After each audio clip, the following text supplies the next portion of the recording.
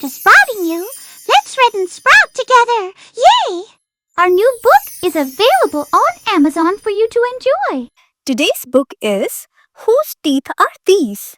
Written by Chris and illustrated by Daniel. Who lives in the ocean and has many rows of sharp teeth? Yes, a shark.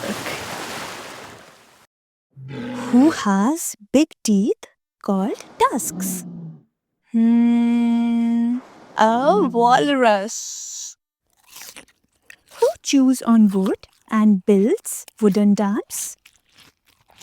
A beaver. Who swings in trees and has 32 teeth, just like people? Monkey. What tusked animal is like a pig? It's a warthog.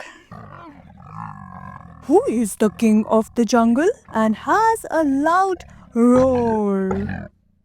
Lion. Who says "ha" to its friends? Donkey. Who has a huge mouth and stays in the river to keep cool? It's a hippopotamus. Our new book is available on Amazon for you to enjoy. The link is in the description box below. See you next time.